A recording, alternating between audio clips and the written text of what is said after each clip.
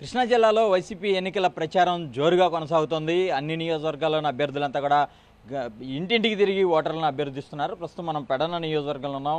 పెడన నియోజకవర్గంలో మనతో పాటు వైసీపీ ఎమ్మెల్యే అభ్యర్థి ఉప్పాల రమేష్ ఉన్నారు. ఆయన అడిగి తెలుసుకునే ప్రయత్నం చేద్దాం. సార్ చెప్పండి, ఎట్లా ఉంది పబ్లిక్లోకి వెళ్తుంటే? అలాగే మేనిఫెస్టో కూడా విడుదల అయ్యాయి, మన పార్టీ నుంచి విడుదలయ్యాయి, అలాగే టీడీపీ నుంచి కూడా విడుదలైంది. ఎట్లా ఉంది ప్రజల్లో? నేను గడిచిన 100 రోజుల నుంచి అంటే జనవరి 11 నుంచి ఈ కాన్స్టిట్యున్సీలో నాకు ఇన్ఛార్జ్ ఇచ్చారు. జగన్మోహన్ రెడ్డి గారు ఎమ్మెల్యే అభ్యర్థిగా అనౌన్స్ చేశారు. అప్పటి నుంచి నేను ఇప్పటివరకు కూడా గడప గడప దాదాపుగా 76 సచివాలయాలు ఉంటాయి. 56 సచివాలయాలు పూర్తి చేశాను. మిగిలినవి కూడా ఎలక్షన్ లోపు పూర్తవుతాయి. ప్రతి దగ్గర కూడా ప్రజలందరూ కూడా చాలా మంచి ఆదరణ అభిమానం చూపిస్తూ ఉన్నారు. వారందరూ కూడా ఏంటంటే ముఖ్యంగా ఈ పెడన నియోజకవర్గంలో 83% అంటే 1,43,000 మందికి సుమారుగా లబ్ధి చేకూరింది. అంటే ఏదో ఒకటి ప్రతి ఒక్కరికి, ఒకరికి అమ్మఒడి కావచ్చు, ఒకరికి చేయూత కావచ్చు, ఒకరికి ఆసరా కావచ్చు, ఒకరికి విద్యా దీవెన కావచ్చు, ఒకరికి వసతి దీవెన కావచ్చు, ఒకరికి రైతు భరోసా కావచ్చు, ఇలా చెప్పుకుంటే పోతే ఒకరు నేతన్న నేస్తాం, అలాగే మత్స్యకార భరోసా, కాపు నేస్తాం, ఇట్లా ప్రతి ఇంటికి కూడా ఏదో ఒక లబ్ధి చేకూరింది.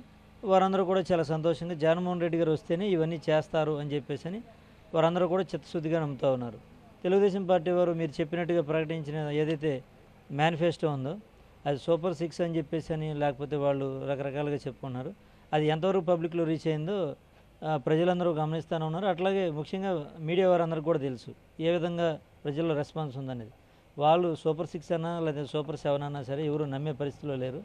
ఖచ్చితంగా జగన్మోహన్ రెడ్డి గారు ఏదైతే చెప్పారో వాళ్ళు 4,000 పెన్షన్ అన్నా సరే, జగన్మోహన్ రెడ్డి గారు 3,000 ఇస్తానన్నా లేకపోతే 3,000 ఇస్తా అన్నా సరే, వాళ్ళు చెప్పేదంతా మాయ మాటలు. 14లో ఏం చేశారో మాకు తెలుసు. జగన్మోహన్ రెడ్డి గారు 5 సంవత్సరాల్లో కూడా కరోనా కష్టకాలంలో ఎంత ఇబ్బందులు వచ్చినా సరే ఏ ఒక్కరికి కూడా ఒక పెన్షన్ ఆగలేదు, ఒక రైతు భరోసా ఆగలేదు, ఒక అమ్మఒడి ఆగలేదు, ఒక విద్యా దీవెన ఆగలేదు, ఒక ఆసరా ఆగలేదు, ఏది ఆగలేదు, చేయూత ఆగలేదు.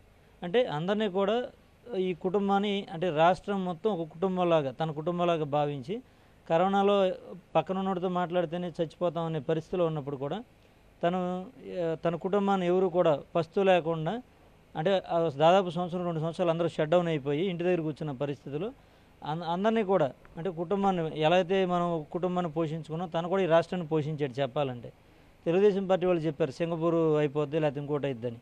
మరి వాళ్ళు సింగపూర్ అయితే ఎన్ని సూపర్ 6లు సూపర్ 17లు ఎందుకు పెట్టారు? అవి చేస్తే సూపర్ 6లుగా, సూపర్ 6 చేస్తే సింగపూర్ కాదా? అంటే మరి జగన్మోహన్ రెడ్డి గారు ఏదైతే ఇప్పుడు చేస్తూ ఉన్నారో మరి వాళ్ళు సేమ్ కాపీ పేస్టే కదా చేసింది. మరి ఇంకా చెప్పాలంటే జగన్మోహన్ రెడ్డి గారు నేను 4,000 చేయలేను, 3,500 చేస్తానని చెప్తా ఉన్నారు. వాళ్ళు చెప్పేది బోటకప్పు మాటలని అందరూ చూస్తూ ఉన్నారు. ఇవన్నీ కూడా ఎవరు నమ్మరు. ఖచ్చితంగా మళ్ళీ జగన్మోహన్ రెడ్డి గారు అధికారంలోకి వస్తున్నారు. పెడ నియోజకవర్గం నుంచి కూడా వైసీపీ జెండా ఎగిరిద్ది, దాంట్లో అనుమానం లేదు. ఖచ్చితంగా వై నాట్ 175 ఏదైతే చెప్పారో జగన్ గారు, ఖచ్చితంగా మేము దానికి అందరం కూడా కష్టపడి కార్యకర్తలు, నాయకులు అందరూ చిత్తశుద్ధిగా రీచ్ అవ్వడానికి ట్రై చేస్తాం. అంటే ఇప్పుడు మీది రాజకీయ కుటుంబం, మీ నాన్నగారు కూడా ఎప్పటి నుంచో పార్టీతోనే ఉన్నారు. మీకు ఈ నియోజకవర్గంలో అది ఎంతవరకు కలిసి వస్తుంది? తొలిసారిగా మీరు కూడా అభ్యర్థిగా బరిలో ఉన్నారు, ఎట్లా ఉంటుంది సార్? అంటే యాక్చువల్గా మేము మా నాన్నగారు 1982 నుంచి కూడా 2012 వరకు దగ్గర 11-12 వరకు టీడీపీలో ఒక జెడ్పీటీసీగా కానీ 2 పర్యాయాలు, అలాగే ఈ మండల పార్టీ ప్రెసిడెంట్గా కానీ, కర్షక పరిషత్ అధ్యక్షుడిగా కానీ, అలాగే నియోజకవర్గ పరిశీలకులు రకరకాల పదవులు చేపట్టి ఉన్నారు. ముఖ్యంగా పదవి కంటే కూడా ఈ నియోజకవర్గంలో ప్రతి కుటుంబంతో కూడా ఒక అనుబంధం ఏర్పడి ఉంది మాకు.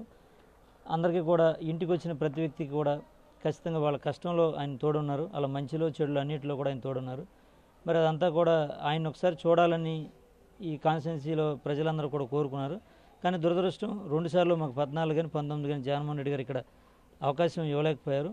కానీ 19లో 14లో ఇవ్వలేకపోయినా ఈసారి 24లో నాకు ఇచ్చారు. కాబట్టి ప్రజలందరూ కూడా ఒకసారి రామప్రసాదం చూడలేకపోయాం, కనీసం రామునన్న చూడాలి, మనం ఆ కుటుంబాన్ని ఆదరించాలని ఒక మంచి ఉద్దేశంతో ఉన్నారు.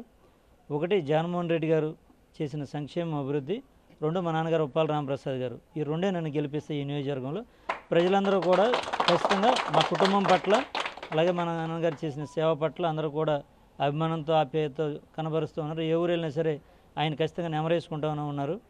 ఖచ్చితంగా నేనైతే మటుకు ఈ కాన్స్టిట్యున్సీలో మంచి మెజార్టీతో గెలవబోతా ఉన్నాను.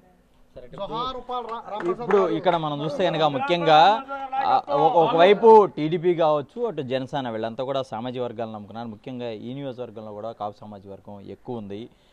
మీకు ఎట్లా ఉంటాయి అంటే అటు నుంచి వచ్చే సహకారం కావచ్చు ఎట్లా ఉంటుంది అంటే మిగతా కాపు సామాజిక వర్గం కూడా కొంత కీలకమైన నియోజకవర్గంలో? ఇక్కడ పర్టికులర్గా చెప్పాలంటే నాకు అందరూ కూడా నా అన్నదమ్ములు నాకు చెల్లెములు నా అందరూ కూడా నా సోదర సమానులే. మీరు గమనించినట్లయితే ఖచ్చితంగా నాకు అందరూ కూడా చాలా అండగా ఉన్నారు. ఈ కులం ఆ కులం అని కాదు, పర్టికులర్గా అన్ని క్యాస్టుల్లో కూడా జగన్మోహన్ రెడ్డి గారి పట్ల ఒక మంచి ఆదరణ ఆప్యాయత చూపిస్తున్నారు. అదే ఆదరణ ఇంకా రెట్టింపుగా నాకు చూపిస్తూ ఉన్నారు.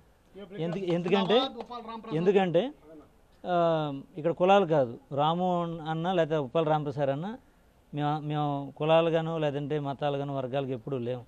అందరితో కూడా అన్నదమ్ములు భావంగానే ఉంటాం. ఈవేళ కూడా ఎవరు వచ్చినా మా ఇంట్లోకి అందరూ ఆప్యాయతతోనే ఉంటారు. ఈరోజు కూడా ఏ పని ఉన్నా నేరుగా ఇంటికి వచ్చి వాళ్ళ పనులు చేయించుకుని వెళ్తారు. అంతేగాని మనకు కులాలు మతాలు అలేం లేవు. ఎవరెంతమంది కలిసి వచ్చినా మాకు ఇబ్బంది లేదు.